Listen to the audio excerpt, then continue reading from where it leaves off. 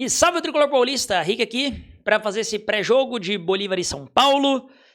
Jogo válido pelas oitavas da Sul-Americana, né?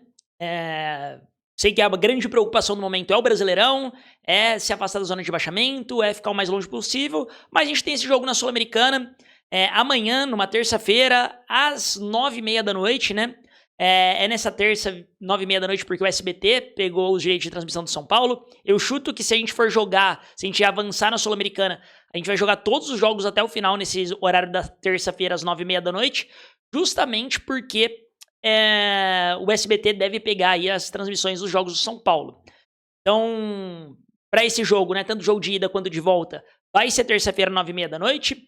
O jogo vai ser no estádio Hernando Siles, em La Paz, na Bolívia, ou seja, na altitude, né, mais de 3.000 metros de altitude, aquele caos que é jogar na altitude. O São Paulo vai sofrer um pouquinho com isso, invariavelmente. Como eu já disse, a transmissão é do SBT, né, então vai passar na TV aberta. Muito provavelmente o SBT deve transmitir no YouTube também, porque na Sul-Americana vinha transmitindo todos os jogos no YouTube de graça. Tem a ESPN também que vai fazer a transmissão, então dá pra ver aí em vários locais diferentes. A SBT é o mais fácil por ser na TV aberta. E a arbitragem é inteira colombiana. Então, não conheço os árbitros, então, novamente, árbitro bom é árbitro que não compromete. A gente vai estar em live a partir das 8h45, aí, 45 minutos antes de começar o jogo. A gente vai abrir live aí para dar aquela resenhada, trocar ideia, falar sobre a escalação e torcer para o nosso São Paulo começar a virar chave. A gente precisa virar chave em algum momento. E essa pode ser uma partida importantíssima para a gente virar a chave.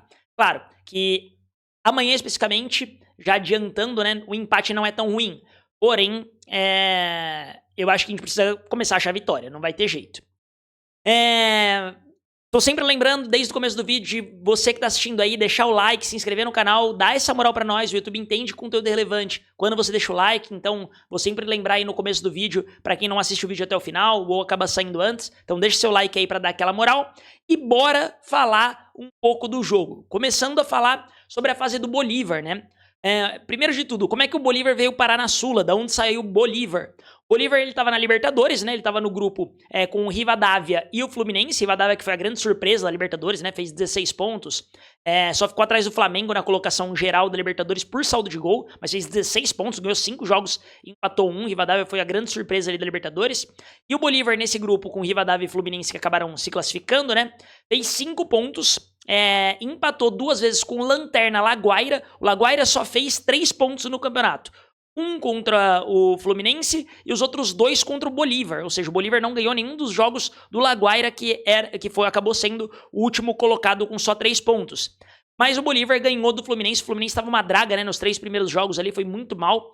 O Fluminense tinha somado só 1 ponto, né? Nos 3 primeiros jogos da Libertadores, então o Fluminense estava numa draga, o Bolívar aproveitou e ganhou do Fluminense, empatou os outros 2 jogos com o Laguaira, acabou ficando com 5 pontos e na terceira colocação do grupo, né? Na última rodada, inclusive, o Bolívar era só ganhar do Rivadavia em casa, que muito provavelmente se classificaria, né? Se ganhasse ali por saldo de gol, muito provavelmente se classificaria no lugar do Fluminense. Porém, acabou perdendo, o Fluminense ganhou o jogo ali contra o Laguaira e acabou se classificando para a próxima fase, enquanto o Bolívar veio para Sul-Americana. Na Sul-Americana, nos playoffs, como a gente bem sabe, pegou o Grêmio, deu taca lá, deu taca cá, ganhou na Bolívia, ganhou no Rio Grande do Sul, foi 3-2 na Bolívia, 1-0 no Rio Grande do Sul, e acabou se classificando. Acho que todo mundo esperava que fosse o Grêmio, que a gente ia enfrentar o Grêmio, acabou vindo o Bolívar.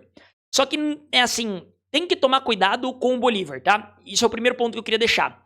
Pré-Copa, o Bolívar tava uma merda. O Bolívar não ganhava de ninguém. O Bolívar ficou dos jogos em maio ali, em maio como um todo, que foi os jogos pré-Copa, o Bolívar jogou 7 jogos e não ganhou nenhum dos 7 jogos pré-Copa. Então, pré-Copa, o Bolívar tava uma nhaca, uma cagada ali. Até por isso que muita gente colocava o Grêmio como favorito para enfrentar o Bolívar. Porém, de lá pra cá, desde que a Copa voltou, basicamente, o Bolívar jogou 8 jogos. Desses 8 jogos, ganhou 6, empatou 1 e perdeu só 1. Então, somando o Campeonato Boliviano e a própria Sul-Americana. Então, o Bolívar melhorou muito de produção pós-Copa. A gente tem que tomar cuidado, é uma equipe perigosa, é uma equipe que vem numa boa fase, novamente, 6 vitórias, um empate, só uma derrota nesse período pós-Copa, em 8 jogos disputados. E a verdade é que, se a gente for olhar pro São Paulo não joga nada desde a saída do Crespo, praticamente. Então, teve aqueles 2 jogos ali do Roger que ele manteve a escalação do Crespo, e o São Paulo não joga nada desde aquela época, basicamente. Essa é bem a verdade. Teve um bom jogo contra o Cruzeiro, que goleia, etc, ganhou do Mirassol, ganha algumas partidas, tá invicto ainda na Sul-Americana, né, seja bem dita a verdade, São Paulo fez 12 pontos, ganhando 3 jogos e empatando os outros 3, então tá invicto ainda na Sul-Americana, mas o São Paulo nesse pós-Copa não jogou ainda muita bola, não fez nada que surpreenda. O Dorival, desde a chegada dele, já foram 7 jogos com só uma vitória, que foi contra o Boston River ainda, em casa, né, então foi só uma vitória, 3 empates e 3 derrotas. Desses 7 jogos que a gente jogou no pós-Copa, simplesmente o São Paulo ganhou só uma vez, um aproveitamento... Perdão, não é só pós-Copa, né? O Dorival jogou vários jogos antes, né? Nesse pós-Copa foram menos jogos. Foram só 3 jogos nesse pós-Copa, mas foram 4 jogos antes da Copa que o Dorival já estava com o time. Nesses 7 jogos, o São Paulo só ganhou 1 contra o Boston River. Porém, tem um ponto que não está sendo falado que é importante de falar. O Dorival, desde a sua primeira passagem, ele era muito bom em jogos no Morumbi, e fora do Morumbi o São Paulo teve muita dificuldade. Tanto é que o São Paulo vai ganhar o primeiro jogo fora de casa no Brasileirão com o Dorival, né, que disputou o Brasileirão inteiro, na penúltima rodada do Campeonato Brasileiro contra o Bahia, num gol no final do jogo ainda. Então o São Paulo quase passou o campeonato inteiro sem ganhar jogo fora de casa. Então o São Paulo, com o Dorival, era muito forte no Morumbi, isso inclusive refletiu no mata-mata, né, da Copa do Brasil. Eu acho que o São Paulo foi muito bem no mata-mata da Copa do Brasil, principalmente pelos jogos em casa, né? Claro, a gente não fez jogos fora de casa ruim, né? Contra o Palmeiras a gente acaba ganhando, contra o Flamengo a gente acaba ganhando, mas assim, foi muito importante os jogos em casa também, que o São Paulo soube se portar na Copa do Brasil. E por conta disso, por que eu tô falando isso agora, né? Porque dos 7 jogos do Dorival até agora, 3 só o São Paulo jogou no Morumbi. Foram 4 como mandantes, mas foram só 3 no Morumbi. Nesses 3 no Morumbi, o São Paulo tem 5 pontos somados. É uma boa porcentagem? Não, honestamente não. No Morumbi, o ideal seria estar com 7 pontos no mínimo. Mas o São Paulo está invicto ainda no Morumbi. Dentro do Morumbi, com a sua força, com a sua torcida, com tudo do lado, o São Paulo ainda não perdeu com o Dorival. Agora, enquanto que se a gente leva pra fora do Morumbi, né, jogos fora do Morumbi, a gente tem 4 jogos fora do Morumbi, com 3 derrotas e um empate. É 1 ponto em 12 disputados. Então, o nível de apresentação de futebol, o nível até mesmo de entrega do São Paulo fora de casa, sempre com o Dorival foi ruim. E dessa vez está sendo de novo. Então, por isso que é importante a gente jogar no Morumbi. Enfim, não vou nem comentar notícias agora de que o São Paulo talvez já jogue clássico na Vila Belmiro, enfim. Não vou nem falar nada sobre isso. Mas é importante desse recorte você entender que só 3 jogos o São Paulo jogou no Morumbi, tá? Sendo que um foi aquele que o São Paulo toma um empate no finalzinho do Botafogo ainda. Poderia ter sido uma vitória e o São Paulo poderia ter somado 7 pontos, tá? Mas isso é um fato. Isso é um fato, tá? Falando e curiosidade, né? Desses 12 pontos que o São Paulo disputou fora do Morumbi, o único que a gente tem é contra o Flamengo ainda. Que é bizarro, né? Mas falando agora do confronto, histórico de confronto entre São Paulo e Bolívar. O São Paulo e Bolívar, na história de todos os campeonatos, só se enfrentaram 4 vezes, então não tem vários confrontos, nem nada no sentido. A última vez foi na pré-Libertadores de 2013, que o São Paulo ganha do Bolívar em casa, goleia o Bolívar de 5-0 e depois toma um 4-3 fora, mas meio que já decidido esse processo, né? Então o 5-0 meio que garante o São Paulo já na fase de grupos da Libertadores. E toma um 4-3 fora, enquanto que lá em 92 o São Paulo pega o Bolívar também, ganha em casa e empata fora. Então até agora nesses 4 jogos são 2 vitórias do São Paulo, um empate e uma derrota, nenhum time ganhou fora de casa. Por que eu trago tudo isso novamente, né? Porque o São Paulo vai jogar na altitude. A altitude é complicado, não tem jeito. O São Paulo vai tentar diminuir, né, os efeitos da altitude, inclusive, já saiu ali o que o São Paulo vai fazer. O São Paulo vai viajar, já viajou, na verdade, né, para uma cidade próxima ali a La Paz, mas que é no nível do mar, e só vai viajar muito próximo à hora do jogo, efetivamente, para La Paz, para tentar diminuir os efeitos da altitude. O São Paulo vem traçando essa estratégia nas últimas vezes todas que jogou na altitude. Vamos ver se dessa vez funciona. E eu acho que a escalação tende muito a dizer como é que a gente pretende se comportar dentro de campo. Tá? O Dorival vinha com essa ideia, né, de trazer o Arthur mais aberto pela direita, com o Luciano e o Caleri, o Luciano jogando quase como mais um 10 ali e o Arthur se aproximando um pouco mais. Eu, honestamente, já falei várias vezes aqui, o Luciano não é um 10, o Luciano rende melhor jogando mais próximo ao Caleri. É o jogador que, quando joga próximo ao Caleri, normalmente lidera a gente em gols, lidera a gente em assistência. Quando ele pisa na área, ele é mais perigoso. A gente viu que o gol, inclusive o único gol que a gente faz contra o Grêmio, é com o Luciano pisando dentro da área, rolando a bola pra trás. Deram um gol contra ali, mas enfim, foi o Luciano rolando a bola conscientemente pro Marcos Antônio que fez sair o gol. Então, o Luciano pisando na área, ele é mais perigoso, tá? Ele é mais perigoso. Então, eu acho que o Dorival precisava achar alguma coisa. Principalmente porque o Arthur não viaja, tá? Não viajou pra La Paz, não viajou com a delegação. O Arthur é desfalque novamente. Além dele, tem o Lucas e tem o próprio Tolói, né, que seguem fora aí. O Lucas, eu sempre falo aqui, mas provavelmente só volta ano que vem, enquanto que o Tolói não para de machucar, é uma múmia. E sem o Arthur, o que eu faria com essa escalação, tá? Eu colocaria mais alguém no meio campo e aproximaria mais o Luciano do Caleri. Honestamente, é que o Pedro Ferreira não estava treinando com a equipe, ele estava participando ali da seleção de base, mas honestamente, eu colocaria um meia, mesmo que seja o Cauli. Eu sei que muita gente não gosta do Cauli, mas eu acho que o Cauli foi minimamente interessante a forma como o Cauli entrou na última partida. Ele participou um pouco do jogo, fez uma boa tabela, inclusive com o André Silva, só que o André Silva acabou tocando errado. Ainda assim, a gente teve um lance perigoso nesse lance.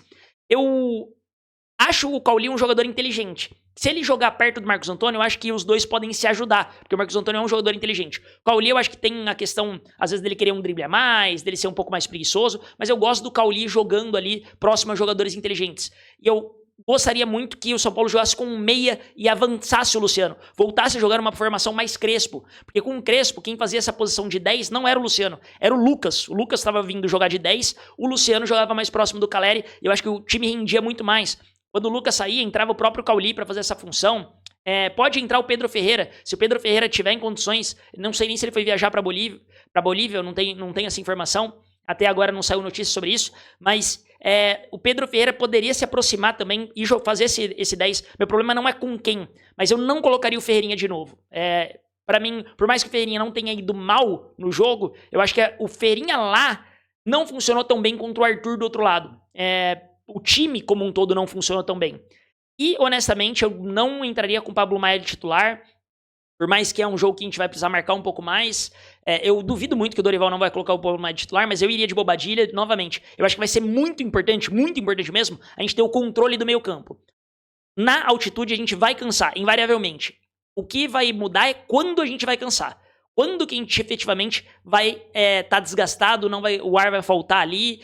Quando que isso vai acontecer? E o São Paulo vai, na minha concepção, ele consegue se segurar muito mais se ele ficar mais com a posse de bola, conseguir tocar essa posse de bola, ficar com ela, sair tocando, acalmar tudo isso.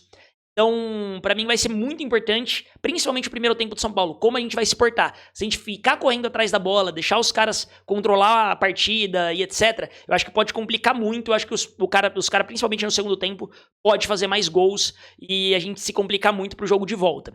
Então, eu iria com mais um meia, tá? E, não sei, tudo bem. Você não quer jogar com o Cauli? Coloca o Bobadilha, então. Joga com o Pablo Maia, Danielzinho, Marcos Antônio e Bobadilha. O Marcos Antônio jogando um pouco mais do lado do Bobadilha. Não tem problema também. Avança um pouquinho mais Marcos Antônio pra fazer esse 10. Tá tudo bem. O meu ponto é que eu povoaria um pouco mais o meio campo e traria essa qualidade de passe, se refina um pouco mais de passe, porque eu sinto que o Marcos Antônio jogando com o Ferreirinha aberto, ele não consegue trocar tanto a bola igual ele vinha trocando. Do lado dele fica só o Danielzinho. O Pablo Maia não tem essa característica de ficar tocando bola e conseguir construir a jogada, então eu colocaria uma ajuda a mais pro Marcos Antônio, independentemente de qual seja. Vamos ver o que o Dorival vai fazer. A minha aposta é que o Dorival vai querer abrir o Ferreirinha lá mesmo e abraço, deixar o Luciano de meia. Eu não gosto disso, tá? Eu acho que o Dorival precisava mudar um pouquinho. Eu acho que talvez tenha funcionado com o Arthur, só que o Arthur ele tava jogando um pouco mais por dentro, se aproximando um pouco mais, ajudando a tocar um pouco mais a bola. Eu não acho que isso tá funcionando com o Ferreirinha. O último jogo, por mais que o Ferreirinha pra mim não tenha ido mal no jogo, eu acho que não funcionou, o time não funcionou com ele lá. Eu acho que o time funcionaria mais povoando mais esse meio campo e principalmente fora de casa, em La Paz, onde um empate vai ser um bom resultado, a gente ficar com a posse de bola poderia ser muito bom de verdade. Então, eu iria, né, com o Rafael no gol, o Lucas Ramon pela direita, o Wendel pela esquerda porque não tem outro, a dupla de zaga, aí vai depender do que o Dorival quer, né, o Arboleda é quem tem ali, basicamente, não sei como tá treinando o Domingos Duarte, se vai conseguir assumir uma titularidade, se não vai, mas eu colocaria o Arboleda de qualquer forma, o Osório no outro lado, pode ir de Sabino também, que o Sabino vinha fazendo uma boa temporada, vinha sendo um bom zagueiro, eu vi muita gente pedindo 3 zagueiros, não acho a ideia dos 3 zagueiros ruim também, tá? Desde que, novamente, a dupla de ataque seja Luciano e Caleri, a gente tenha um meia para ajudar um pouco mais. Pode ser o Marcos Antônio também. Não acho a ideia de 3 zagueiros ruim no São Paulo, mas eu não acho que é o que o Dorival vai fazer. Eu tentaria primeiro voltar uma escalação mais parecida com o Crespo, povoando mais o meio campo e dando mais opções de troca de passe com o Marcos Antônio. Foi onde ele mais rendeu, quando ele tinha uma pessoa a mais para trocar bola com ele. O Lucas fazia muito bem essa função. Apesar de não ser um grande destaque, ter feito vários gols, o Lucas vinha fazendo bem essa função de camisa 10. Então eu colocaria alguém mais próximo a ele. Eu iria, tá, de Danielzinho, Bobadilha, Marcos Antônio e Cauli nesse meio campo. E ataque eu colocaria o Luciano e o Caleri. Não acho que é isso que o Dorival vai fazer. Eu acho que ele deve ir de Pablo Maia, Danielzinho, Marcos Antônio, Ferreirinha aberto um pouco mais pela esquerda, com Luciano e Caleri. Eu acho que ele vai manter a mesma escalação que ele fez no último jogo. Eu não colocaria o Ferreirinha titular, tá? Principalmente porque o grande diferencial do Ferreirinha é acelerar a jogada, é definir a jogada, é o drible, é o contra-ataque. E na altitude isso é muito perigoso, porque você pode cansar um jogador ou cansar boa parte dos jogadores querendo acompanhar o ritmo dele. E eu acho que a gente precisaria ficar com um passe de bola, tá? Com posse de bola, perdão. Empate, novamente, pra mim é um bom resultado. Por mais que a gente não venha numa boa sequência, o empate fora de casa, em jogo de mata-mata, em jogo de ida, não é um resultado ruim, nunca vai ser. O que resta pra gente, torcedor, é apoiar. Principalmente, eu discordo de todo mundo que tava falando que coloca time misto, coloca time reserva. Irmão, a gente ficou a Copa inteira sem jogar, 50 dias sem jogar. Voltou, a gente jogou 2 jogos, ficou mais 14 dias sem jogar e jogou um jogo só. Vai poupar pra quê? Vai poupar pra quê? Que jogadores é esse que não consegue jogar um jogo, 2 jogos em sequência, 3 jogos, 4 jogos que seja em sequência? Irmão, depois a gente pensa lá na frente onde a gente poupa. Pra mim, faltam 7 jogos para potencialmente a gente tentar 6 jogos pra gente chegar numa final de Sul-Americana. 7 jogos pra gente ser campeão. A Copa do Brasil a gente não joga mais. Vai ter data de Copa do Brasil aí pra gente descansar os jogadores também. Então, eu, honestamente, sou totalmente contra poupar os jogadores, porque a gente teve 50 dias de pausa pra Copa, jogamos 2 jogos, mais 14 dias de pausa, mais um jogo. Enfim, não tem como os caras estar cansados. Então eu não pouparia ninguém, entraria com o time titular. É seriedade, é jogar. Pra mim, a gente tem uma tabela viável de chegar até a semifinal. Por mais que nas quartas venha potencialmente um Boca, não acho que o Boca está tudo isso. Acho que a gente consegue avançar do Boca. A gente define também esse jogo em casa, né? Então isso também é importante. Lembrando que o Boca quase caiu fora pro O'Higgins. Então, que tava no nosso grupo, que a gente ganhou do Higgins, né? A gente, na somatória dos placares aí, a gente empata um jogo e ganha o outro. Então, honestamente, eu acho que essa ideia, na minha concepção, de poupar o time não é bem vista. Eu não consigo entender um mundo onde a gente jogue um jogo depois de 14 dias e já tenha que poupar no jogo seguinte. Colocaria o time inteiro titular. É claro que você vai desgastar um pouco mais pela questão da altitude, faz as alterações que tem pra fazer pra descansar o time, pra ninguém estourar fisicamente, mas eu levaria a Sul-Americana também muito a sério. O brasileiro, obviamente, é prioridade. Eu também sou do fator ali de nada de Morumbi vazio, Morumbi zero é o caralho, tem que ir pro Morumbi, tem que lotar, a torcida faz diferença quando tá lá apoiando. Eu sou de Ribeirão Preto, novamente, né? 4h30 do Morumbi, é longe pra cacete, mas terça-feira, no jogo de volta, eu vou estar lá contra o Bolívar. Vou tentar ir em mais jogos, principalmente clássicos, quando for marcado o jogo contra o Santos, vou tentar estar lá também. Obviamente, 4h30 pra ir, 4h30 pra voltar, e eu ainda trabalho. Na terça eu vou ter que fazer um bate-volta, e depois bate-volta e trabalhar no dia seguinte. Então, é muito complicado, mas você que é da região, você que tá ali, vai no jogo, apoia o time, que vai ser muito, muito, muito importante esse apoio. A gente precisa sair dessa situação delicada. A Sul-Americana é algo que pode dar moral. Se a gente ganha do Bolívar, empata com o Bolívar fora, ganha do Bolívar em casa, a gente vai com mais moral pra pegar uma Chapecoense fora de casa. A gente tem um jogo importantíssimo contra o Curitiba, que é um confronto direto na parte de baixo da tabela. Também que o Curitiba tá em 8ª ali, mas a gente se aproxima do Curitiba, se afasta da zona de rebaixamento. Vai ter esse jogo importante contra o Santos, que ainda não foi marcado, que também é confronto direto. Esse jogo contra a Chapecoense é obrigação a gente ganhar. Chapecoense é a lanterna, tá praticamente rebaixado. É obrigação a gente ganhar. Somando 6 pontos nos próximos 2 jogos do Brasileiro, se classificando contra o Bolívar, eu acho que até o ânimo do time pode mudar e isso conta muito com você, torcedor. Se possível, esteja presente, vambora. Lembrando que a gente vai estar em live a partir das 8h45 para acompanhar esse jogo. Sábado a gente vai estar em live de novo. Terça-feira a gente abre live pré-jogo, né? Porque a gente vai estar lá no Morumbi. Quem for colar, manda um salve, vamos se encontrar lá. É sempre legal conhecer gente que me segue. Vamos junto, não esquece de curtir, compartilhar, se inscrever no canal se você não é inscrito. Vamos junto. Tem que acreditar, rapaziada. Infelizmente, o que sobra pro torcedor é acreditar, torcer e incentivar até o final. Porque se tem uma coisa que eu não quero, você não quer, ninguém quer, é o São Paulo na Série B. Por mais que esses canalhas que estão dirigindo o clube hoje queiram muito isso, o que eu não quero é o São Paulo na Série B. Então, depende de mim, depende de você, depende da gente. Mais uma vez, salvar esse clube. E vambora, vamos pra cima. Se tudo der certo, amanhã a gente sai com um bom resultado para começar a virar essa maré de azar aí que a gente tá tendo e o Dorival livrar a gente dessa zona incômoda aí mais uma vez. Tamo junto demais, aquele abraço e vamos São Paulo!